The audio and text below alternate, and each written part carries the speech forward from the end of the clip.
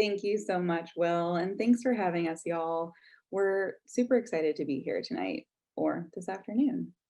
I'm Sean Delgado Harris, she, her, hers, and I am the Outreach and Communications Coordinator at Breakaway. When I'm not working, I enjoy reading and moving my body outdoors, and I'm passionate about environmental justice. I'm super excited, like I said, to be here with y'all. Hello, everyone, whatever time of day it is for you. My name is Vinikia Williams. I use she, her as my pronouns, and I've been the community director here at Breakaway for almost a year now. Before this, I did community organizing in St. Louis, Missouri, and in Winston-Salem, North Carolina. And I have been enjoying becoming a plant lady and trying not to kill them. And yeah, I echo the sentiments of being glad to be here with you all. Before we go any further, we're going to have Sean tell you a bit more than what Will said about who Breakaway is for those of you who are unfamiliar. So you can take it away when you're ready, Sean.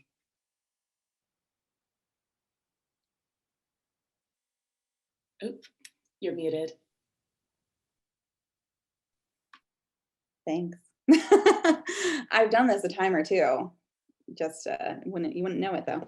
So at Breakaway, we envision a society of active citizens. That's people who make community a priority in their life choices.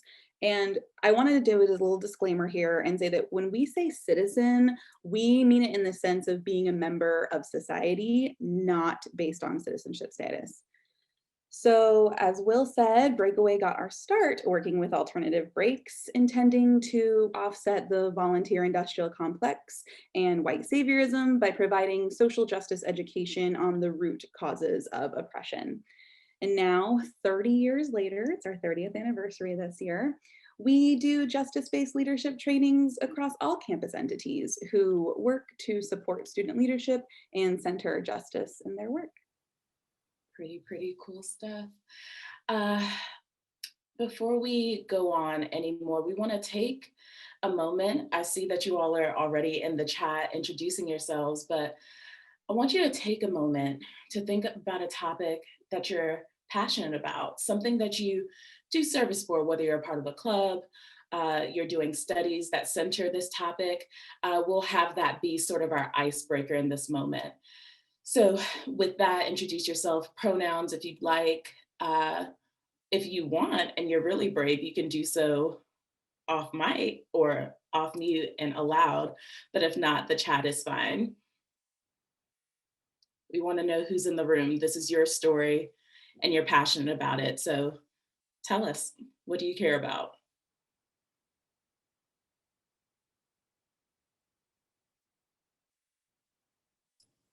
I can share off mic or on mic. Yeah. Hi, but thank you all for organizing this. I'm coming from George Mason University, and I'm the associate director of the John Mitchell Jr. program for History, Justice, and Race, and a recent master's graduate at the Carter School. And I'm really passionate about doing narrative change that is rooted in racial justice principles, racial equity principles, and learning all about, how we tell stories that are both compelling but also constructive. So I'm really excited to be here. We love it. We love it. I see folks in the chat, and I have two screens. Trans rights, queer justice, come on, statehood and voting rights. All right. Animal advocacy, environmentalism, food justice, education and housing equity, come on, accessibility. Anyone else feeling brave want to share aloud what they care about? I can share aloud.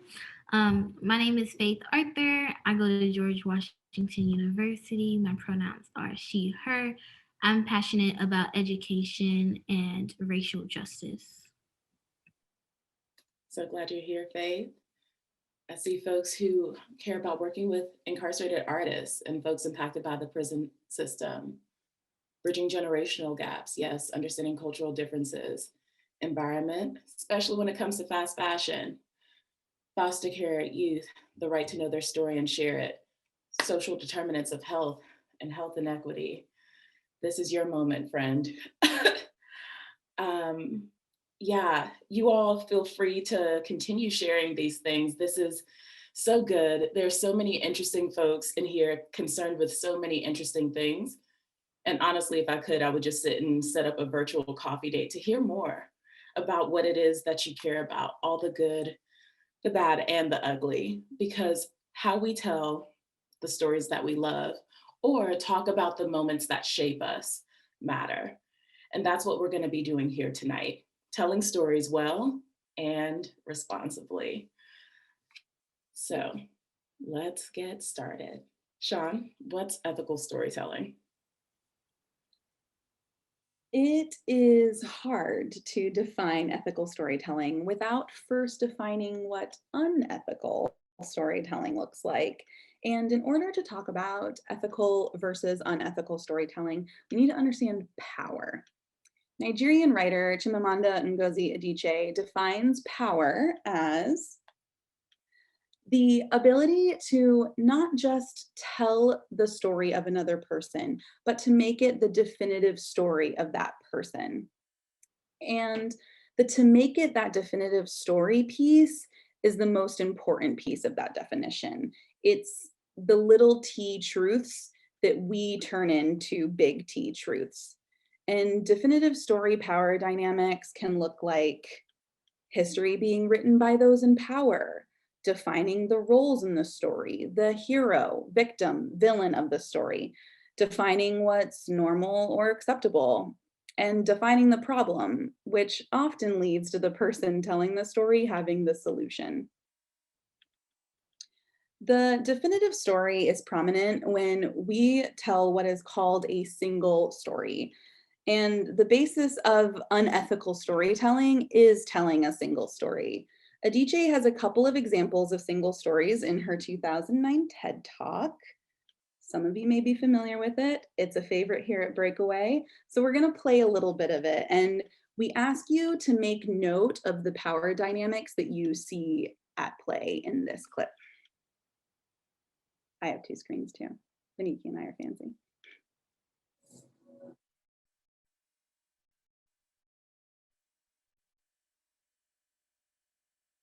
I come from a conventional middle-class Nigerian family. My father was a professor. My mother was an administrator. And so we had, as was the norm, living domestic help who would often come from nearby rural villages. So the year I turned 8, we got a new houseboy. His name was Fide. The only thing my mother told us about him was that his family was very poor. My mother sent yams and rice and our old clothes to his family. And when I didn't finish my dinner, my mother would say, "Finish your food. Don't you know people like Fide's family have nothing?" So I felt enormous pity for Fide's family. Then one Saturday, we went to his village to visit. And his mother showed us a beautifully patterned basket made of dyed raffia that his brother had made. I was startled. It had not occurred to me that anybody in his family could actually make something. All I had heard about them was how poor they were, so that it had become impossible for me to see them as anything else but poor. Their poverty was my single story of them. Years later, I thought about this when I left Nigeria to go to university in the United States. I was 19. My American roommate was shocked by me. She asked where I had learned to speak English so well and was confused when I said that Nigeria happened to have English as its official language. She asked if she could listen to what she called my tribal music and was consequently very disappointed when I produced my tape of Mariah Carey. She assumed that I did not know how to use a stove. What struck me was this: she had felt sorry for me even before she saw me. Her default position toward me as an African was a kind of patronizing, well-meaning pity. My roommate had a single story of Africa, a single story of catastrophe. In this single story, there was no possibility of Africans being similar to her in any way, no possibility of feelings more complex than pity, no possibility of a connection as human equals. If you haven't seen that whole thing, we encourage you to watch it. It's about 18 and a half minutes long. And we've actually compiled a resource list full of links, including this TED Talk, for further learning about certain things we'll talk about tonight. Finiki is on it, and she already dropped the link to that resource in the chat. And you'll also see it at the bottom of our slides today. So back to power. Power is multifaceted. It can be based on social identity, position, access, education level, and on and on and on, which means that not just cisgender straight white men have it. Education and access give us power. So when we go into communities, we control the narrative. And the clip that we just showed proves that that's true, even if the folks in the community look like you. So I'm curious to hear from y'all. What power dynamics did you notice at play in the clip that we just showed? And I'd love for you to maybe put a little favorite number in the chat or something so we know that you want to share out loud.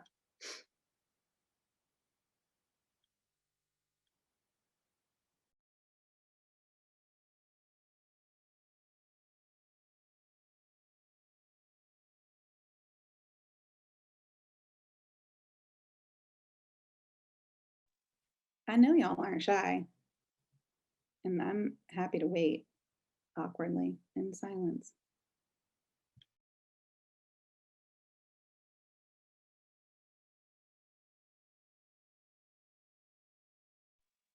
There we have it. Go on.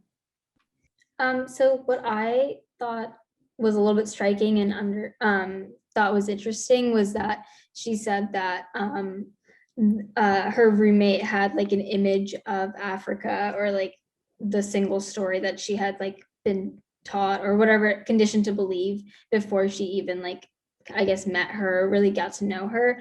And it made me think of how we really make quick judgments and things about people, and really use that like idea of a single story to base our I guess generalization of everyone that looks like somebody or has the same identity, whatever that may be. And it kind of we put people in boxes, and without, I guess, sometimes without meaning to, and without really realizing it, because we're conditioned to do so. So I think it's important to unlearn that. Absolutely, 100%. Thank you for being the brave first one to go. Next. Thanks for mentioning that, Harita. Am I pronouncing that correctly? Okay. I'm still a little confused about power dynamics, but the idea of the single story, what frustrates me at times is when someone refers to kind of like that one stereotype. So like thinking of Africa as like one country, but it's really a continent with many different countries and cultures. And I see that like when you refer to Latin America or a certain group of people, there might be this sort of general statement, this veil that you have about it. And so that's where I kind of see that power, perhaps that power dynamic. It might be unintentional, like unconscious to like, but yeah, that's something I noticed. Thank you. Yeah, absolutely. And I think like knowing who's telling us that narrative is really important too. And we have one more friend that wants to share, if you don't mind speaking up. Hi. So I agree with Harita and Julia. Wonderfully said. And I wanted to also add that I've watched that video multiple times just because it is one of my favorite. And the idea that there's that help, you want to help because you see that there's a need for it, especially now, all these groups that are asking for help. But when you have this idea that I have power over you, that means that you're lesser, that you don't have the ability to do any more unless I help you. And I continue to realize this in my work, because I work with special needs groups, so children with disabilities. And I'm always surprised in, even as a person who is helping them, they can help themselves as well. But I don't realize this because I have that dynamic in my mind that is always there, and just I have to push back all the time. Yeah, thank you for sharing. I think that it's hard to admit when we perpetuate these narratives, but I think that that's, the first step in doing the work. So thank you. We had one more sneak in there at the last minute. So would you like to go ahead and share, and then we'll keep going?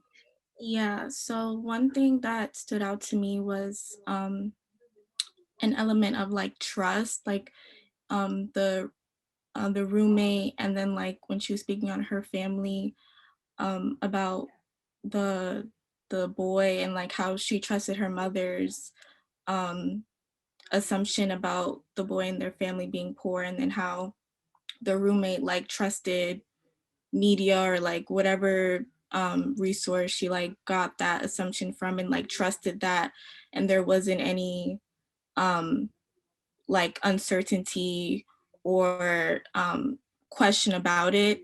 I think that's like the insidious element to like power dynamics, where you don't really question the information that you're receiving, especially if it does feel uh, self-gratifying for you, if you know that like you're not like them, or there's no incentive to like want to be like them, if that makes sense.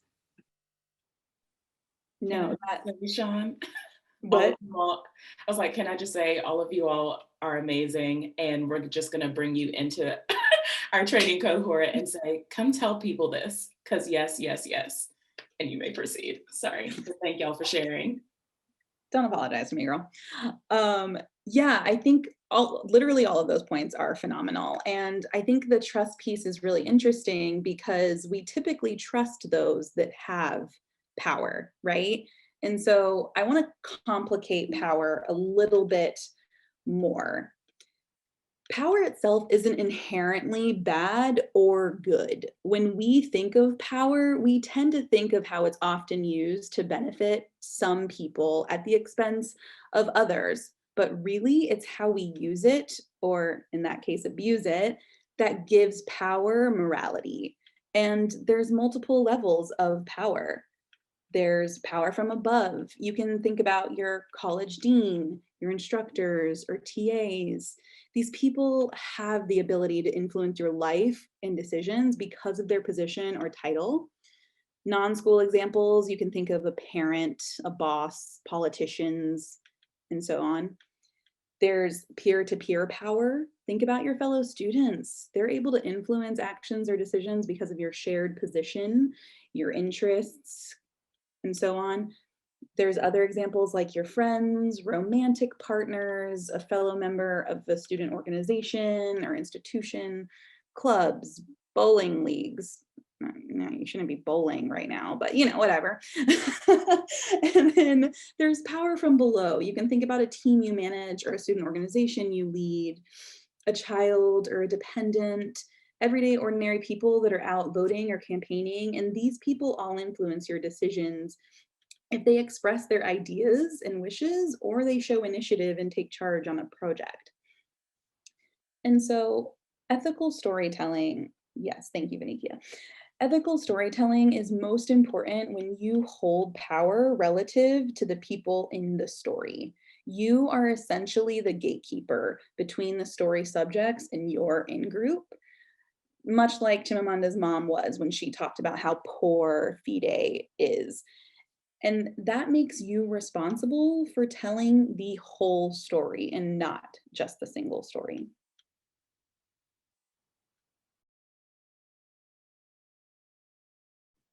So good. So y'all, let's be clear, or let's clarify some things. Ethical storytelling is way more complicated than don't tell a single story. And we've come up with 5 characteristics of ethical storytelling to help make these things a bit more clear to you. So number 1, It should be honest. Let's stop there. It should be honest. Don't lie. Do not lie. And it should be transparent. There's an aspect to power in story that has vulnerability. That's a power within it. Secondly, it gives context by highlighting systems and structures. It's one thing to talk about an individual, but then it's also important to then talk about the institution or the things around it that it sits within. A good ethical story challenges and it complicates power dynamics by uplifting the marginalized voices, not just uplifting, centering, amplifying all of that.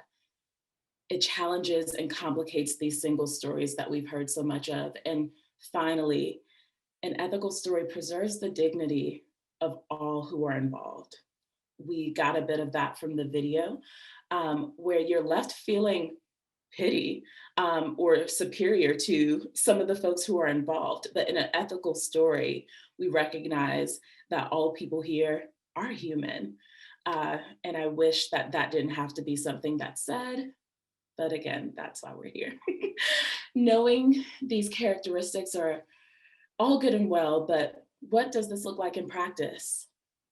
Using the characteristics of ethical storytelling, we're gonna dive into and sort of dissect a couple of examples of single story narratives, and then look at what a more ethical telling of them would look like. I'd be remiss if I didn't mention it's February, and this is the month that some people choose, you know, to celebrate and honor Black stories when it should be done all year long.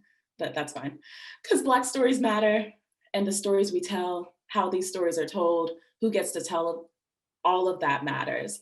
So Sean is gonna help us look at a story that we're all somewhat familiar with. Yeah, thanks, Vanikia. So it's Black History or Black Futures Month. And so, yeah, we all have heard about the civil rights movement. And the single story narrative that we are taught in school is the civil rights movement was built around a visionary, Dr. Martin Luther King, who founded this movement on a vision of love and nonviolence, and that the movement was a righteous cause with widespread support, that there was a unified national movement, the hero, against segregation, the singular nebulous villain. If we take this single story narrative and juxtapose it with the characteristics of ethical storytelling, we see that it falls pretty short. Honest and transparent, I mean, I wouldn't go as far as calling this telling dishonest, but it's definitely incomplete. Highlight systems and structures? Not really. Segregation and individual racists are the big baddie in this story, and there's not really any mention of other oppressive systems at play. Power dynamics are left out of the conversation entirely, and there's really only one marginalized voice at the front, Dr. King. And even his voice still wasn't fully uplifted. We all know the warm, fuzzy, nonviolent, palatable Dr. King, but completely disregard his anti-capitalist and anti-imperialist beliefs. And Vanikia actually wrote a really dope blog post about this and all of Dr. King's views last month. It's also linked in that resource list. There's no challenging this single story. We are taught this movement essentially began with Rosa Parks' bus boycott and ended with the passing of the Civil Rights Act of 1964, and that passing meant the movement had won. The end, racism's over, equality for everyone. And finally, this single story preserves the dignity of only white people, as there's no allusion to all the ways white folks systemically oppress Black folks. Segregation is the problem and not white supremacy. So now that we've broken down the single story of the civil rights movement, let's go through what an ethical telling might look like. It would start the, oh, no, too soon, sorry. It would start by recognizing this isn't ancient history. This photo right here is arguably one of Dr. King's most famous moments, taken during his I Have a Dream speech on the Mall in Washington, D.C., many of your homes. Despite having a color image available, we're primarily shown the black and white one. And using the black and white photo tricks our brains into thinking that like this happened so long ago, but it didn't. And a more complete version also includes the extensive work done by local networks, mostly Black women, which is not unlike racial justice movements today. Women like Coretta Scott King, there she is, Fannie Lou Hamer, Claudette Colvin, Ella Baker, and so many more women were leaders in their communities. It would highlight not only individual racists, but the racist system, the tools of oppression upheld by our governing bodies. An ethical telling would also highlight the systems and structures that brought about change. It wasn't just one man. Dr. King's dope, but it wasn't just him. It was a network of community leaders and listeners and organizers all across the country. And Ella Baker, one of the women I just mentioned, believed in group-centered leadership and that there is value in all the voices in the community. An ethical telling would recognize the power dynamics at play. This movement wasn't about love versus hate, but power, and essentially voting power. The T is white people didn't want to give up power. A more ethical telling would highlight other marginalized voices. We would know the stories of Dorothy Height, of Satima Clark, of Polly Murray, of Diane Nash. To complicate the single story, counter narratives would be offered. At the time, FBI officials labeled Dr. King as the most dangerous Negro in the country. The movement was deemed too radical. There was violent backlash by civilians and cops. There was government surveillance and multiple assassinations, not just the ones that we know about. And an ethical retelling would name the tools of white supremacy, like redlining, gerrymandering, mass incarceration, voter suppression, and it would put the onus on white folks to dismantle those systems. Finally, today, we only talk about the good and safe Black leaders like Dr. King and the late Georgia Representative John Lewis, but an ethical retelling would give voices to the Black Power movement leaders who make folks a little uncomfortable. Leaders like Stokely Carmichael, Malcolm X, Angela Davis, Fred Hampton, and George Jackson.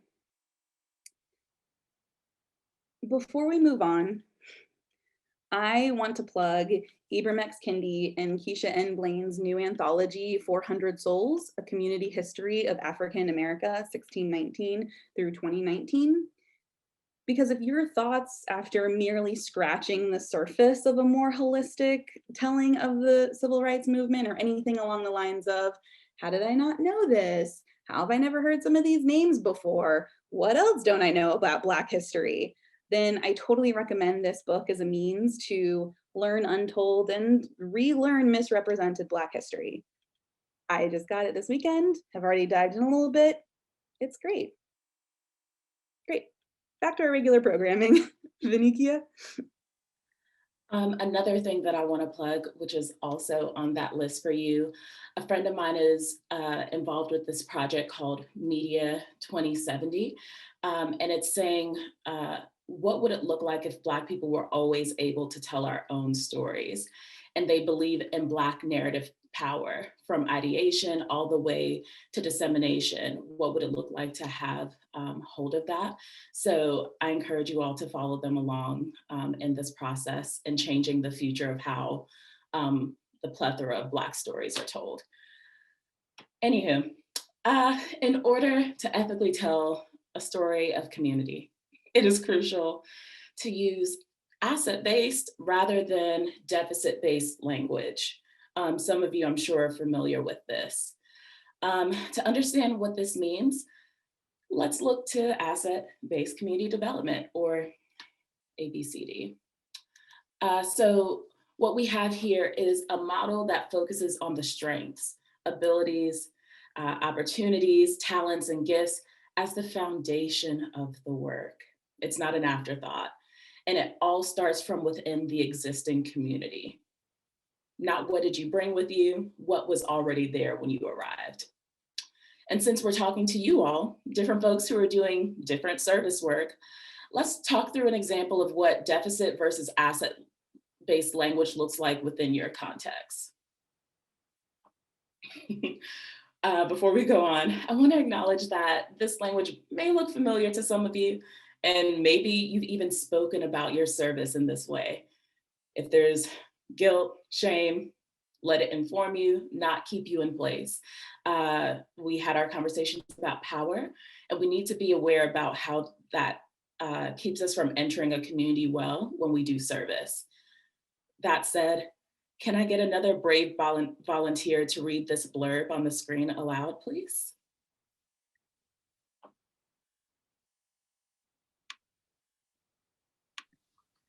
I can do it if no one. Thank you. Sure. We served meals at a food bank for the week. I couldn't believe how many people needed help feeding themselves and their families. The lack of grocery stores or markets in that area makes it impossible for individuals to eat healthily and live a holistically well life. We saw a lot of malnutrition and obesity. Witnessing it inspired me. There are so many people in the world who live a less fortunate life than mine, so it's important for me to keep giving back. Thank you so much. All right, friends. What stuck out to you all about this? I already noted that it's deficit-based, so where do the deficits lie?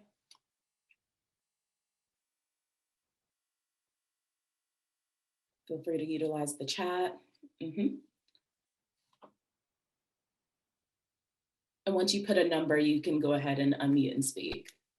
I think it's in the language. I'm not familiar with the idea of asset-based versus deficit-based, but I think it's in the language. So it's like saying the lack of, or like I couldn't believe. So it's kind of like words and things that have like a negative connotation, things that you would assume with or have a connection with like a deficit of something, and not like the opposite, I guess. Go ahead, Jessica. For me, I think like the bottom half of it just really bothered me, starting with we saw a lot of malnutrition, obesity, and then following up with witnessing it inspired me. Yeah. I have no words for that. I don't understand how, but okay. And then I guess the last sentence kind of makes it seem like not that you're like pitying the situation, but saying like, oh, like all of a sudden I realized how much I have, which yes, but like, I don't know, they're just putting it in a way that makes it feel like the white savior mentality. Yeah, that second half just really, does not rub me the right way. I think it's interesting, not even knowing the race of who this is, you're like, that seems like white saviorism. And it's because we've seen it. We've heard it a lot. Someone said that it sounded like a high school community service project reflection. And no shade to the high school folks, because I've seen some higher ed like newsletter reports read like this. I've seen people who have been at this for a minute, past grade school, talk about people in this way. Yes, go ahead and speak aloud. And how do you say your name? Sorry. My name is Saskia. Nice. I tell children it's like a sassy skier. But what I meant by the high school reflection is that it's the idea of they might not know enough information. That to me, what deficit means is that they haven't received enough information to understand that this malnutrition, obesity, them trying to come to these food banks, there might be other stories involved with getting to that.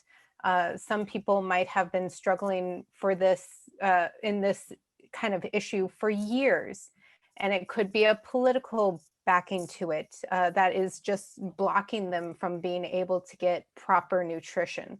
So of course, like, it is not always limited to high school students, but I'm saying that that's the level of education and knowledge that it makes me think of. Yeah. When people like this say stuff like that, I'm like, what kind of education level did you end with? I know that's a little bit mean to say, but I'm just, educate yourself. Continue to find more information about the background. Don't just assume. There's always more to know, for sure. No, thank you so much for that. Valerie, we'll go with you and then keep us moving. So what like specifically is disgusting about the reaction of like inspiration is that it like the only connotation is awe. Like you just described like something harrowing and you're like, that like, wow, I feel like so great now. Like in some way. And like the view is very almost like you're like looking in or looking down. Like look at all these people who like blank blank blank. And then what was I gonna say? Oh yeah, like the reason why like it is so distinctly like tied to the white savior complex is that like this is the exact lens that like the Western world has used for like years to just to describe like literally the entire continent of Africa. You know, they're like, this is a like monolithic like place of poverty. And like look at us going in with our like NGOs to save them, you know, and ignoring the fact that like the Western world, you know, pillaging and redrawing like caused all of the problems in the first place. My goodness. Yes, yes, yes. It makes me think of the proverb. It says, until the lion tells his side or her or their side of the story, the tale of the hunt will always glorify the hunter, right? And so if you only hearing the hunter tell the story, it's gonna be like, man, I went in and that poor lion. So, you know, I did what needed to be done, created this little, I don't know why it's making me think of, what was that documentary earlier? Like wildcats and stuff. Anyway, but it's like, they don't get to tell the story. Someone else is coming in, there's pity, that awe, inspiration, doesn't move to action. I thank you all for those who have shared. I want to say that was deficit, what was lacking, but let's move along. And can I have another volunteer read this? It's an alternative, which disclaimer, I believe that it is a bit more asset-based, but can we read this alternative and see maybe what's different here? Tiger King, thank y'all. It was a long year. Thank you. Volunteer to read this one aloud.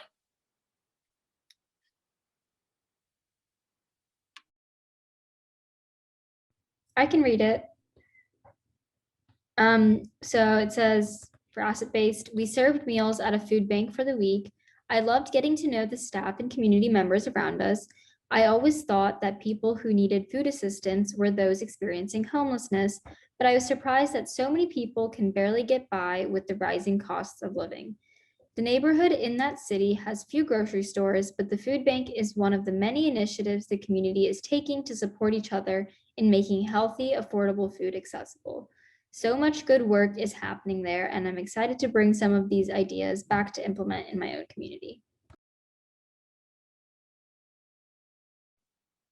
Thank you. Thank you for reading that. Okay, so again, the same exercise. What do we see here that was different from what we just read? How could you see elements of this being a bit more asset-based telling of the story?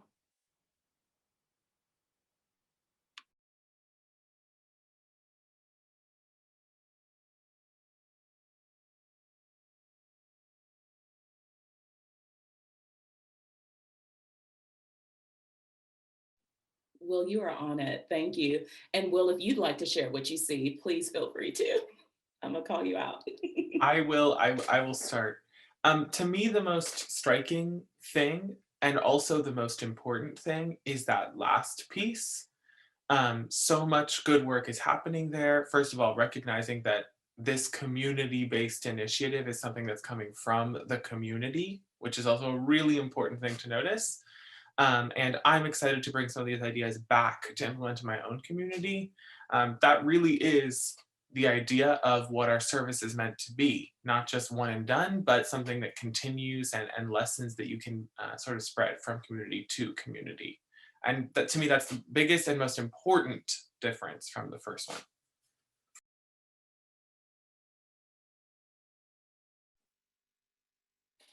Absolutely. Anyone else? I don't know if this is asset based, but I noticed how they kind of acknowledged this generalization that they thought people who needed a food assistant were those experiencing homelessness, and so I kind of noticed that they acknowledged that, and just kind of that awareness piece. I think is important with these with any kind of community service you're doing. Yeah. Okay. No, thank you. Yes, it does not shy away from the truth, and there's self-reflection that is happening in the process. I love it. Kelsey and then Courtney. What I noticed about this one versus the last scenario is that it's less like self-serving because like in the last one, it's like I felt so inspired, like it's how it changed them as a person, but not really in the best way. But this one is so much different because I want to like they want to continue that change and make it better for everyone, not just for themselves. I'm not sure if that's the right answer, but that's how I kind of saw this whole thing, I guess. Thank you for that. And Courtney, I was just about to say that, Sean. Compared to the deficit-based one, this one, it challenges like, or it mentions the systems and structures at hand. So like in the deficit one, it was just saying that they just suffer from malnutrition and they don't like eat healthy foods. But in this one, the acid-based one, it discusses the fact that they have limited grocery stores, which could be like a factor in why there's so much malnutrition in the community. Yes, yes, yes, yes. I thank y'all. I thank y'all for sharing in that. What I want to do, using an article that you'll also find in the resource guide, we're so in love with that thing and hope that it's a great tool for you all. I want to bring to our attention how social justice and asset-based community development work together. And so the social justice frameworks, for anybody who does like the theoretical pieces of it, and then the asset-based approaches to community, they overlap. And so many people who do both sides of the work, they recognize or presumed that a lot of this work were a result of the civil rights movement that we mentioned before. And so many white folks, I'll say honestly, largely white cisgender folks, they thought it went without saying. But the asset-based model that we talked about is rooted in social justice principles. Let's see, if we are going to do asset-based work and we want it to be justice focused, I'm assuming, I hope that it is justice focused, and we want to do the work of storytelling, we must do these 4 things. We must recognize the value of every single person. in every community. And when I say every person, it'll get into this. That's from the child to the elders. They have something there of value. We prioritize inclusion. It's not an afterthought. And growing power locally. Like I said, I did community organizing, worked with a lot of grassroots organizations. We know that the folks at the top will not say this. So growing this local power, recognizing it and mobilizing it is so crucial. And then recognizing the place of those institutions. They work to serve the work that the folks are doing. They don't come to save. That's that. I want to go on, Sean, to the next slide, saying more about value. So practitioners, you can insert storytellers here. We want the people who are not just going into the communities, but I want you to imagine yourself in this community. You are a part of the story, all right? You create an opportunity for folks to give their gifts, to share with you. Everyone here is necessary. They're vital to it. And oh, this last part is so crucial to me. Leadership is not just based on your formal education level, how well you think the person does public speaking, how they look and present. Are they the socially appropriate spokesperson or people?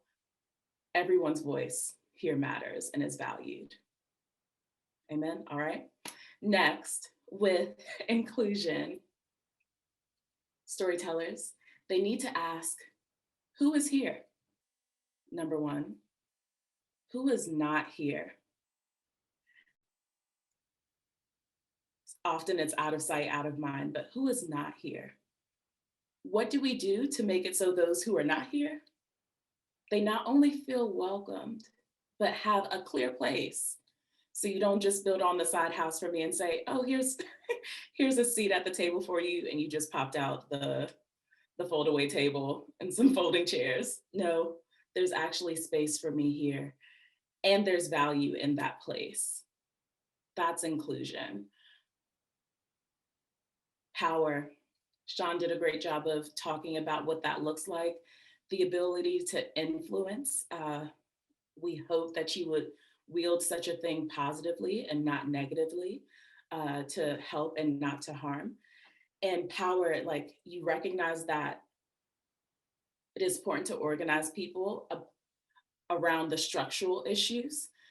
So doing a lot of the campaigning work, yes, let's go sit in city halls, all of that. But it says that the community's own power and the actual change will come from right there. So we won't wait for them to feed our kids this summer when school is out. We're gonna make sure that we set up the networks that are needed. After school care, we know these people who are available, so we're gonna make sure that that's a thing if we do not get the 2,000 promised. So the community mutual aid, it does that work. That's where the power lies. Lastly, service. The person who wrote the article that I referenced, he uses the word servant, whatever, but he also talks about community goods and community resources, such as schools and universities, any sort of social good department, and also includes the police. I just need to note that I believe they're the exact opposite.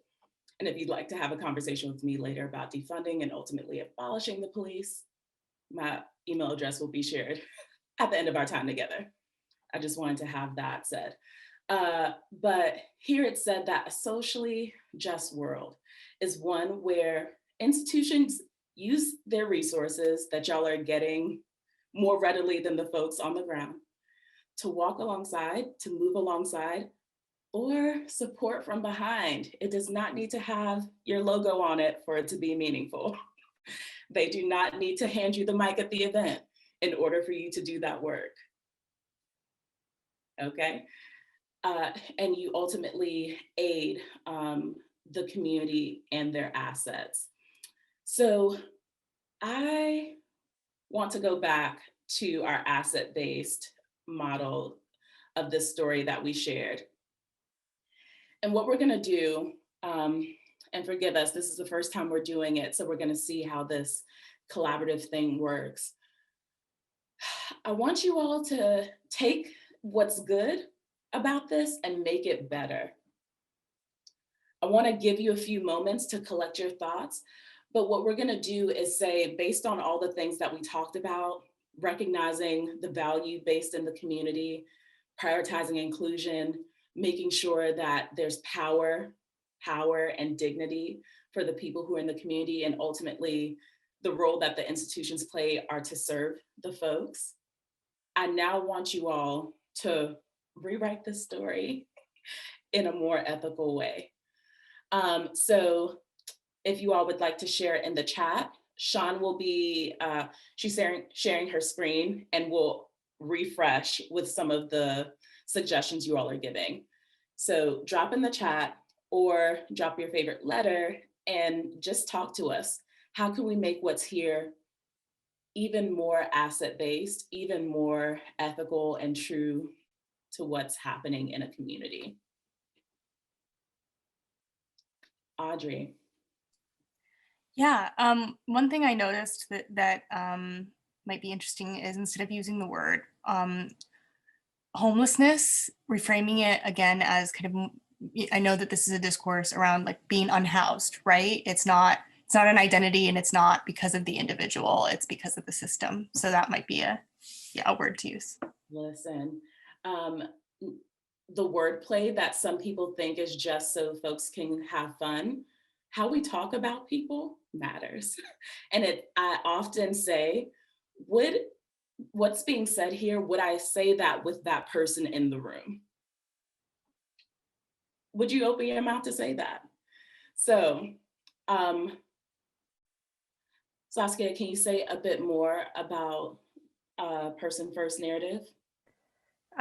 Sorry, we use this a lot in special education, because sometimes groups don't want to be referred to as disabled and then a person, like an autistic child. It's a child with autism or a child on the autism spectrum.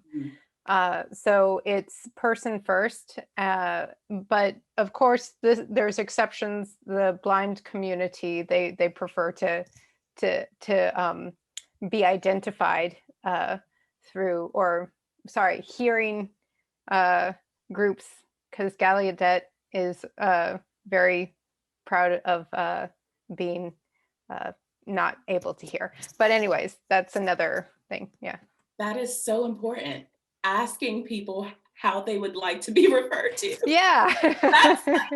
That is very much important. So thank you for that. And we already do that in this workshop. We all tell each other what we would like to be referred to as she, her, or they, them. So it's a good practice to start asking people, who would you like to be referred to as? Absolutely, I love it. Anything else, anyone? You can pick maybe a specific phrasing of things or an idea that you'd like to hash out a little bit more. What would make this a bit more asset-based and a bit more ethical in its telling?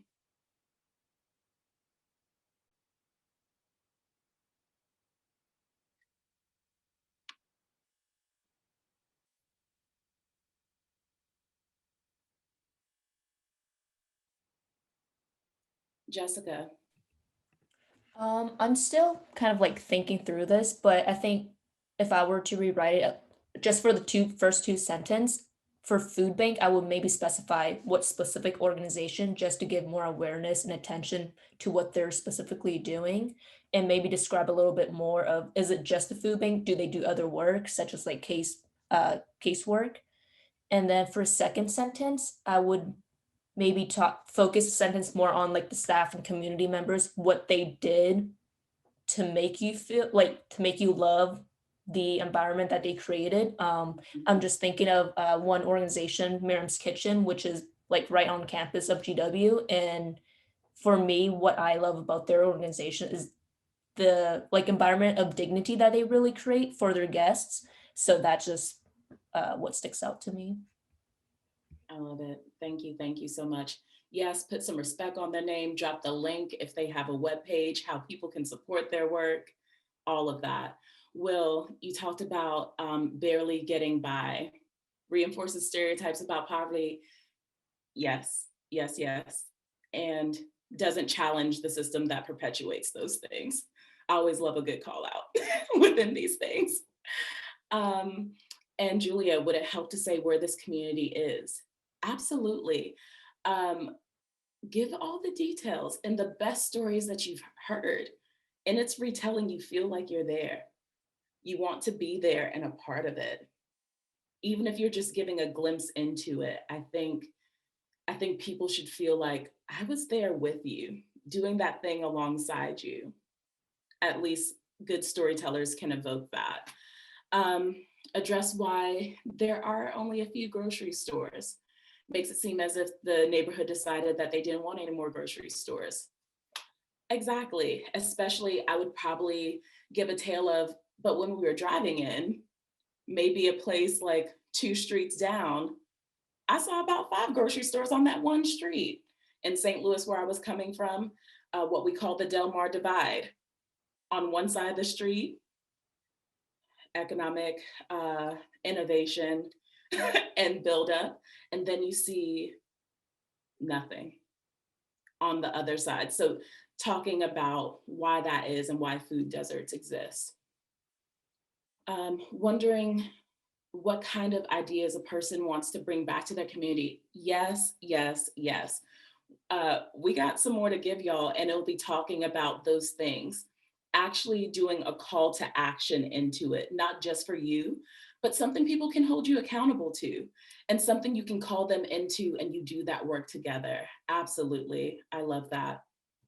Sean, I know that you're probably still there typing, but the only 2 things that I would add, I would explicitly state that these are community member run initiatives. Maybe there are a couple of people, not just the organization, but the names of people, especially if they're part of marginalized groups, that you can highlight. Give folks their flowers, and make it so that they can actually feel seen. And then again, specific contributions. Y'all are so good at this. Sean, I believe you're typing, but whenever you're ready for me, you can refresh, or we can move along into your role as a storyteller.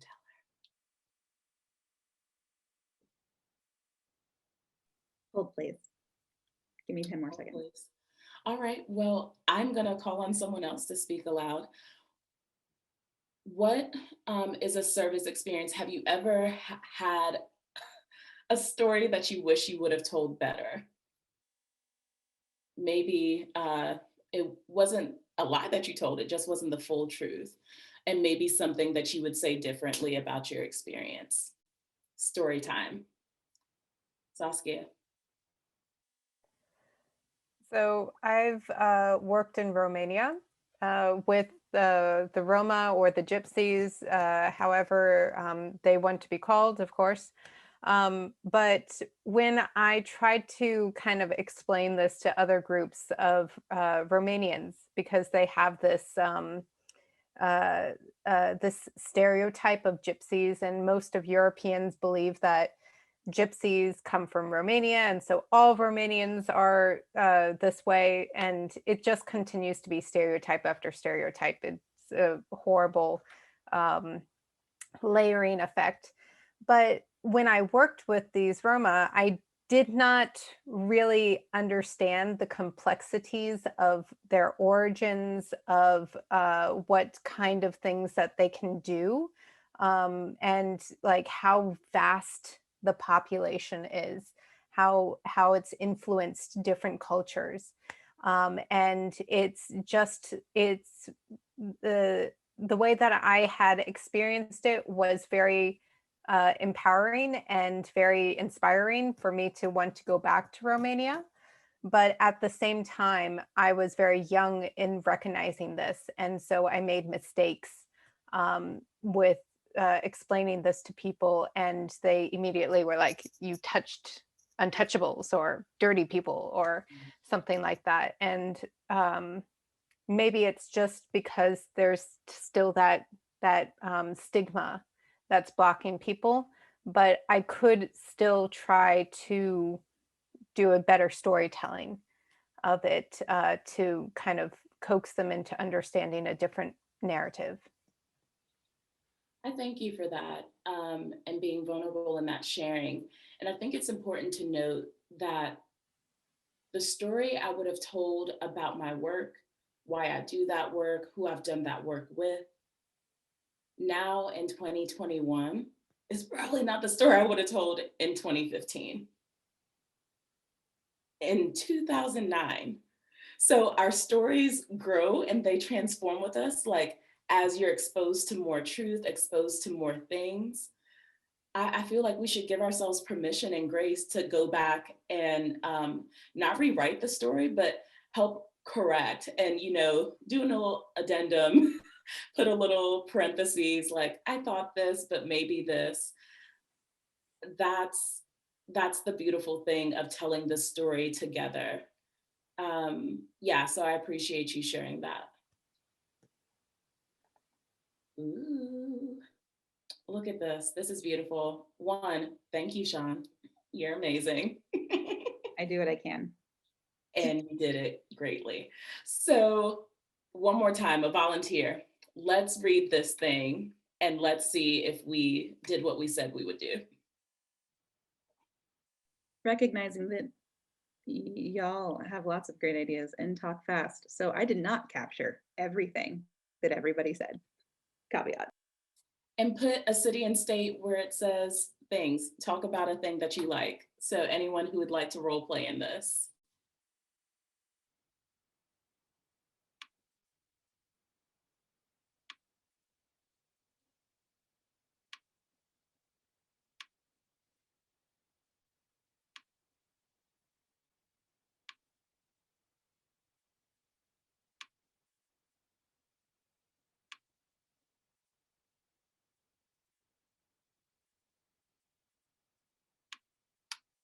I want to encourage someone whose voice we haven't heard before. I want to give you this opportunity to speak to us.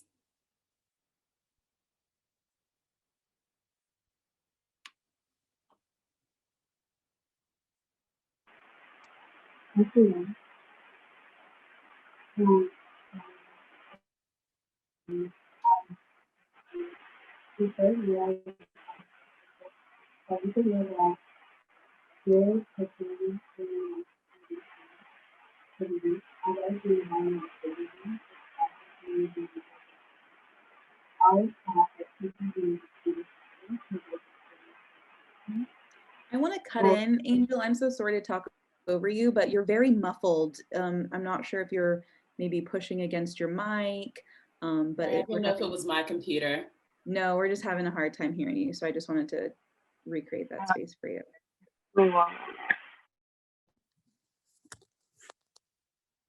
Can you hear me better now?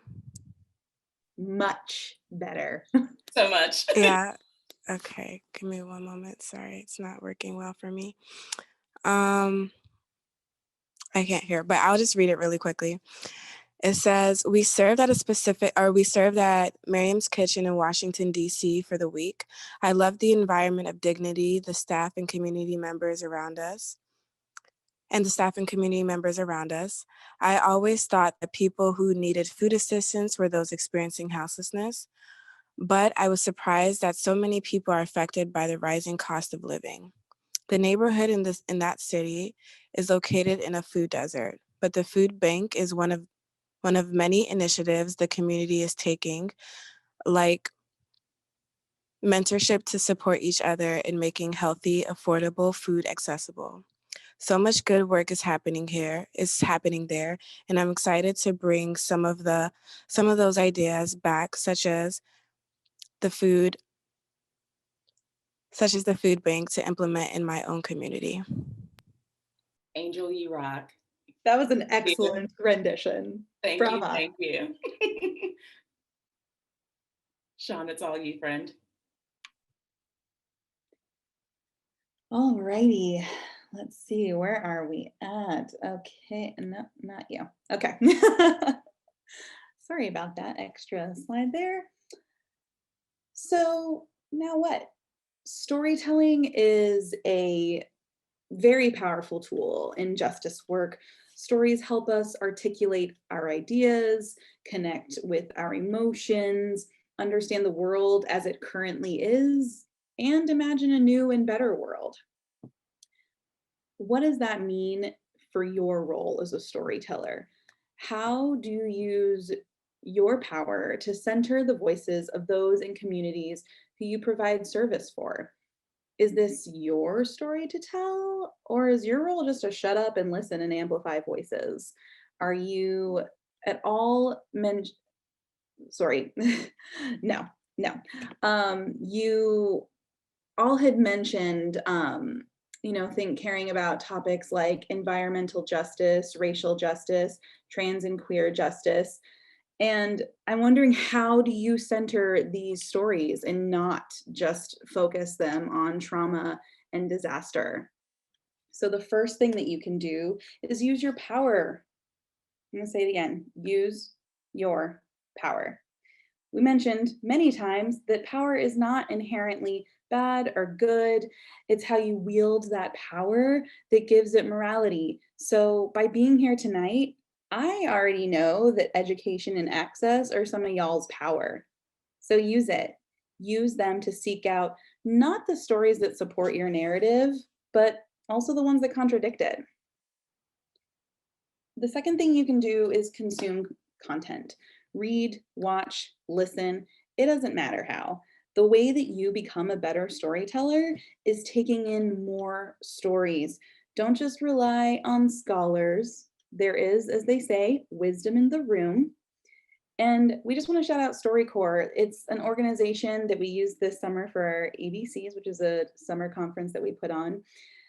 But StoryCorps understands the importance of oral tradition, and it's a tool to record and listen to stories shared by everyday people. Their site is actually linked, oh, thanks, Will, and it's linked on our resource list. And it should go without saying, but please always, always, always verify your sources. There's a lot of misinformation out there on the internet. And finally, be a witness. Your social media is a platform that gives you power, and it can be a tool for storytelling. There's a James Baldwin quote on there that says, "Part of my responsibility as a witness was to move as largely and freely as possible to write the story and get it out." So if you can't participate because this isn't your story to tell, you can bear witness to what is happening around you and then use that platform to spread your message. So when you encounter stories in the wild, we hope that you ask yourself these questions. Is the story honest and transparent? What evidence is there to support the story, and what evidence contradicts it? Does the story give context by highlighting systems and structures? What is the history and context of this story? Does it challenge power dynamics by uplifting marginalized voices? Who holds the power in this story? What's motivating the story? And who stands to benefit from the way the story is being told? Does it challenge or complicate single narratives? Does this story acknowledge its own nuance or limitations?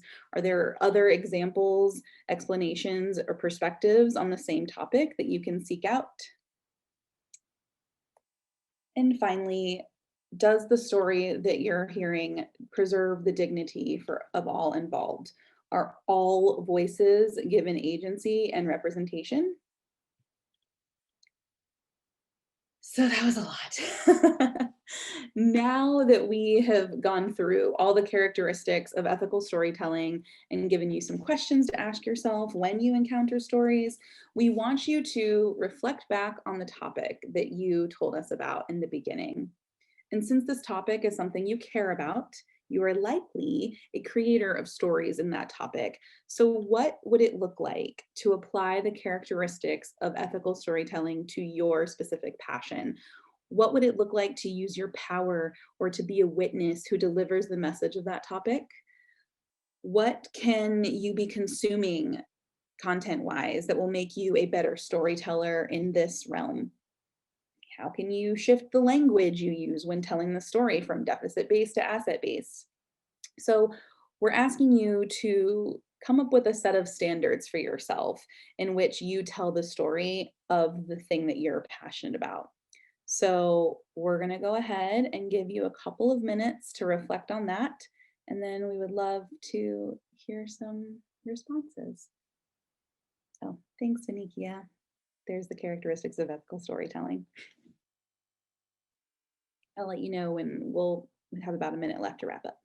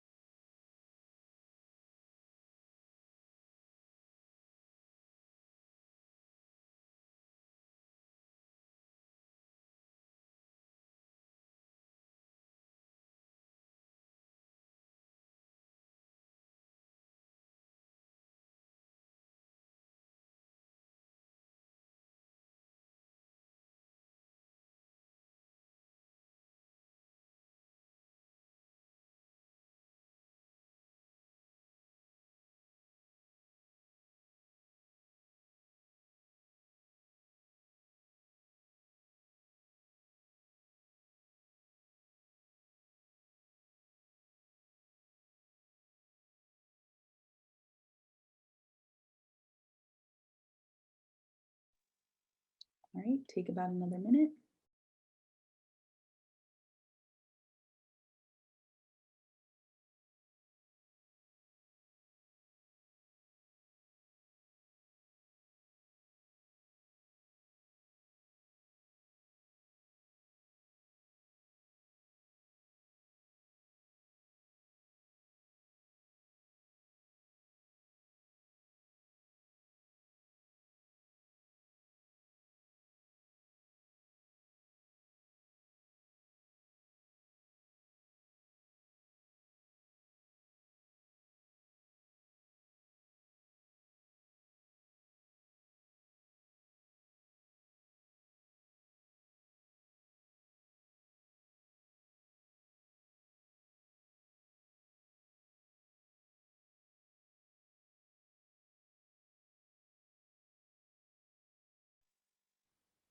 All right, y'all got some cute pictures for your little avatar.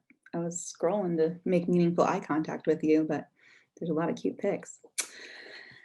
Do we have a person or two who would mind sharing some of the ways in which that you can apply ethical storytelling to your passion?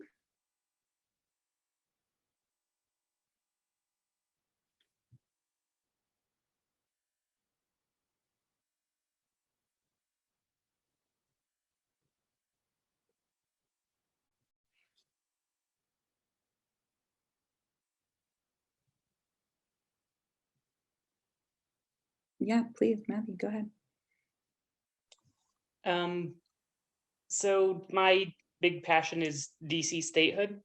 So I guess one way I could talk about DC statehood is that since the country was founded, Washington, DC residents have been denied uh, voting rights and other political rights because a lot of the country's leaders haven't thought it was important whether the local population was able to weigh in on really big, important issues. But the people of DC have been incredibly resilient despite all of the challenges they've faced.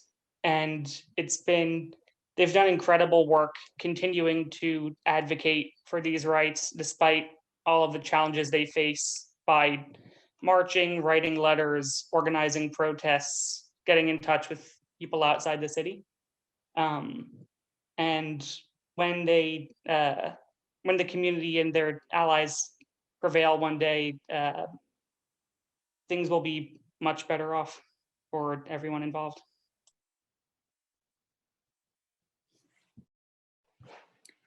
Yeah, what an exciting thing to be passionate about, especially, so much happens in DC. So like, why don't you have representation?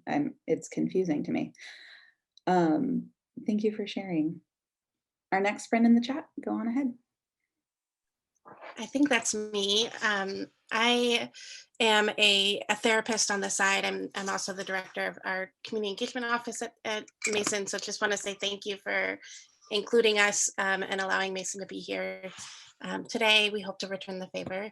But I think because on the side, I'm also a mental health counselor, I just think about psychology, and the roots of counseling are from a very specific perspective, mostly white males. And you can see the links, or you can see how mental health has been treated over the years because of these roots, because of these theories and orientations that we've created. And so just being able to kind of lift the voices of folks, thinking about accessibility, thinking about what does it mean to think about therapy in different ways when it doesn't feel so elitist. It doesn't feel like something that you can only do if you have money, or if you have the resources or the funds to be able to do. And I think that just ties in so well with so many different social issues when we think about environment, when we think about veterans, when we think about health in general. I think there's so many linkages, and there's so much for us to do in terms of mental health, and kind of rewriting that narrative and rewriting that story to bring about a lot more information, but also come from more collectivistic cultures, and sharing that therapy or psychology or mental health doesn't have to be just a one-on-one thing, that it can really come from this beautiful collectivistic place, and promote a lot of healing. That's amazing. Yeah, I would love to see a more communal healing situation happening. And, I think about just like how taboo mental health has been historically. And I am glad that like anxiety and depression awareness is like having a moment, because like holla, but those aren't the only mental health things that we have going on in this country, or that humans have, period. So yeah, I think something to jump off that is like finding that thing that like makes you more uncomfortable, right? Now we're getting cozy talking about anxiety and depression, but what other layers are there with mental health that like we don't necessarily hear so much about? So thank you for sharing. Yes. Thank all of y'all for sharing. I think it's important that as we tell our piece of the story, we set it within the context of the larger narrative. So I think that's what you all are getting at, not even just looking at the US, but even then internationally, how these things are working together. I think is so key. As we're finishing out our time together, my goodness, you'll see in our resource guide that we have a Smarties goal worksheet. And if you are, some of you are familiar with SMART goals, but they recently added the I and the E, so that you're always considering things that are inclusive and equitable, which means that your goals are strategic, measurable, ambitious, realistic. So as you all are thinking about those things that you are passionate about, I encourage you, invite you, challenge you to set a goal and work towards it by the end of this week, by the end of this month, so that it doesn't stay just out in the abstract. Take one of those standards and make it an actionable commitment. We leave you with this. We are all storytellers, and whether you're a part of an organization, telling stories about who you serve, or a writer, journalist, novelist, or you're simply just having dinner with the folks in your home, and maybe in a post-COVID world, out with friends. It's our responsibility to make sure that we're telling the whole story, because isn't that how you'd want your story to be told? We appreciate your time with us this evening. Again, that resource list is there for you all. That link has been curated for you here, so use it, share it, but please give us credit if you do use that list. Again, telling the story ethically. But wanted to leave in the few minutes left, the floor open for anyone who has some final thoughts, or to our hosts if you have anything to share.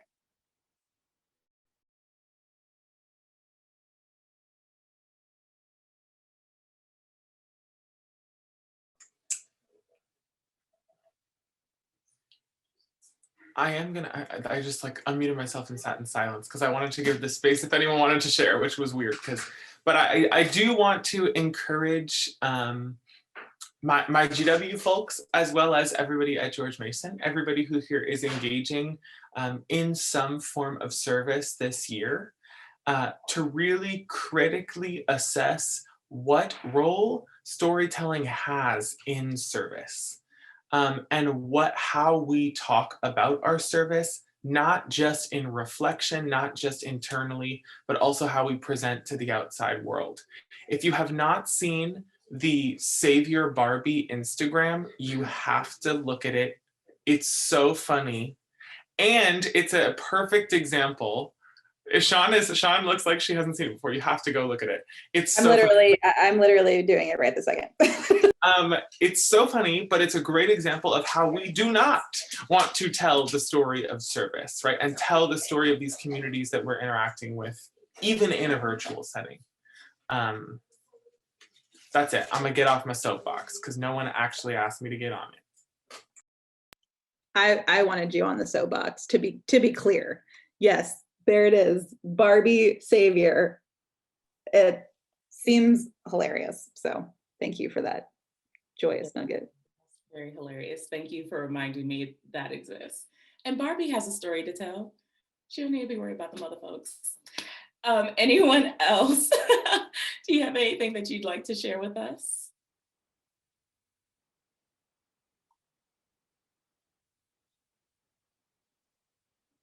Stacy shared something in the chat, no more heroes. Thank you for that link.